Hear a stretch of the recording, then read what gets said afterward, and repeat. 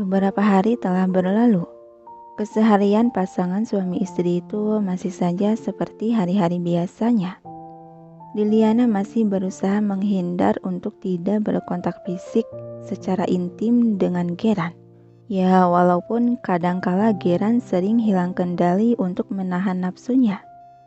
Karena memang namanya juga lelaki normal yang disatukan dalam satu ruangan dengan wanita cantik yang bahkan sudah menjadi istri sahnya. Tentu saja nafsu dia harus kuat-kuat menahannya godaan di depan matanya. Di pagi hari yang cerah ini, Pasutri, Liliana, dan Geran seperti biasanya menjalani aktivitas pada pekerjaannya masing-masing. Yang kini Geran tengah terduduk di kursi kebesarannya dalam ruangan luas di gedung tinggi yang sebagai gedung perusahaan terbesar itu. Ini Tuan. Lia meletakkan setumpuk berkas yang perlu perizinan atasan ke atas meja besar tersebut. Helaan napas panjang Geran dengan raut muka kusut terlihat sekali kalau suasana hatinya sedang tidak baik. Ada apa dengannya? Kalau diperhatikan beberapa hari ini, dia terlihat murung dan selalu menghela napas. Batin Lia menatap heran pada lelaki yang tertekuk suram itu. Tuan? Hah? Tersadar Geran dari lamunan dan menatap orang yang berdiri di seberang meja. Sejak kapan kau ada di sini? Saking sibuknya dengan pikiran Anda sendiri, Anda sampai tak menyadari kehadiran saya. Saya sudah sejak tadi ada di sini, Tuan. Terjeda sejenak kedua mata Liam sedikit menyipit selidik. Tapi Tuan, apa sebenarnya yang sedang mengganggu pikiran Anda? Sampai Anda bersikap tidak seperti biasanya begini. Lagi-lagi Geran menghembuskan napas pelan seiring pandangannya kembali tertekuk menatap pada satu titik di meja. Kau tidak akan mengerti tentang hubungan suami istri. Bagaimana saya bisa mengerti jika Anda sendiri tidak memberitahukannya pada saya? Sifat keingintahuanmu sangat menyebalkan. Itu memang salah satu kelebihan saya, Tuan.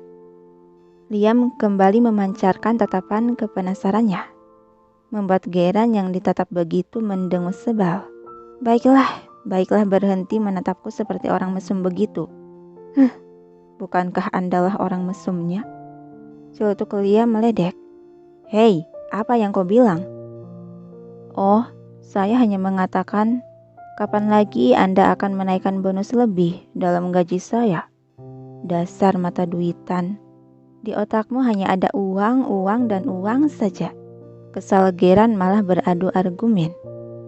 Tentu saja karena bagi saya uang adalah segalanya. Meski mendapatkannya tentu harus ada usaha yang dilakukan. Jadi sekarang Anda sudah bisa menceritakan keluhan Anda, Tuan. Sejenak Geran menghela napas panjang lagi sebelum berbicara. Istriku, ada yang aneh dengannya. Sebelah mata Liam sedikit menyipit menatap bingung masih belum mengerti. Apa Anda bisa menjelaskan secara spesifiknya, Tuan? Dia selalu menghindari itu denganku. Kali ini alis mata Liam yang berkerut bingung. Maksud Anda itu tuh apa? Geran malah mengerang sembari mengusap rambutnya secara frustasi. Hanya karena dia tak mau melakukan itu denganku. Sekarang malah jarakku dengannya jadi semakin lebar. Yah, itu tuh apa? Katakan dengan jelas maksud Anda. Greget Liam melihat tingkah bosnya yang terus mengusak rambut dan mengoceh tak jelas. Aksi Geran malah berlanjut memukul-mukul meja dengan kepalan tangannya. Sial. Kalau begini terus mana bisa aku tahan? Aku harus bagaimana menahannya, sial. Mana dia selalu terlihat menggoda lagi. Aku sudah tidak tahan. Aku ingin melakukan itu dengannya. Liam hanya bisa termangu bingung menatap majikannya yang terus menggeram frustasi itu. Meski saya tidak tahu apa yang Tuan maksud dengan itu. Tapi Tuan, kenapa Anda harus menahan diri untuk tidak melakukannya?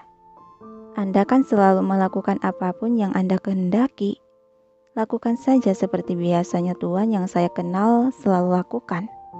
Mendengar penuturan tersebut seketika pukulan yang dilakukan oleh Geran terhenti. Sejenak dia terdiam tampak berpikir. Kau benar. Kenapa aku harus menahan diri? Dia kan sudah menjadi istriku. Dan juga sudah seharusnya seorang istri ada untuk melakukan itu dengan suaminya, bukan? Senyuman kesenangan terurai di wajah yang tadinya kusut, kini berubah ceria. Berkatmu aku jadi tersadar. Kau terkadang berguna juga. Liam ikut tersenyum. Syukurlah kalau permasalahan Anda bisa diselesaikan berkat saran saya. Tapi Tuan, seperti biasa, saran dari saya tidak ada yang gratis. Sialan. Memang mata duitan. Tapi baiklah, karena kau sudah memberikan saran yang bagus. Akan aku kirimkan sedikit hadiah ke rekeningmu. Senyuman di bibir Liam semakin lebar merasa puas. Saya menanti angka 0 di rekening saya bertambah. Dasar perampok. Sebal Geran seraya mengetik di layar ponsel untuk bertransaksi sejumlah uang di rekening banknya.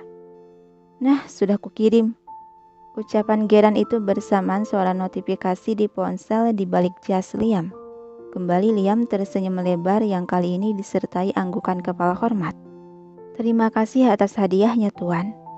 Ya, tak acuh Geran seraya mengibaskan sebelah tangan sebagai tanda pengusiran. Liam yang mengerti segera menundukkan bahu memberi salam hormat. Kalau begitu saya permisi dan mohon Anda selesaikan dokumen di depan Anda secepatnya. Karena itu merupakan bahan untuk meeting sekarang. Sautan Geran acuh tak acuh yang kali ini dia memutar kursi kebesarannya. Sehingga menghadap langsung ke kaca besar memperlihatkan jelas pemandangan langit biru yang luas dan cerah. Liam akhirnya berbalik pergi menuju pintu keluar. Begitu dia menutup pintu ruangan tersebut,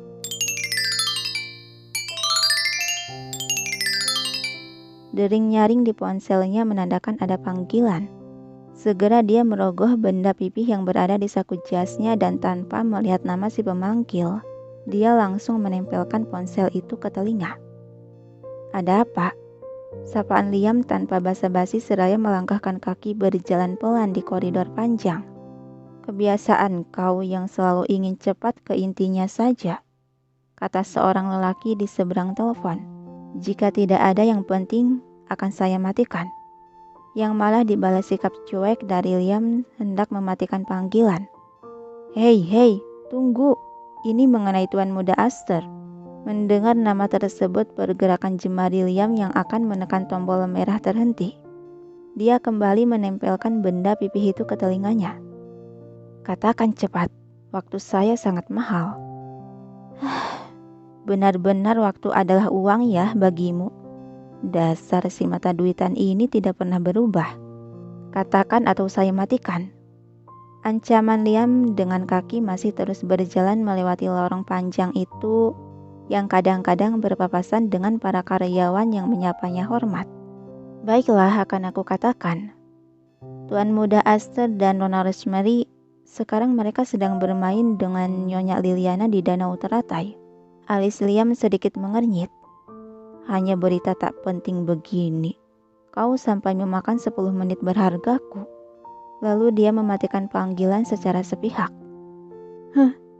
Dengusan pelan sembari melihat layar ponsel untuk memeriksa akun rekening banknya.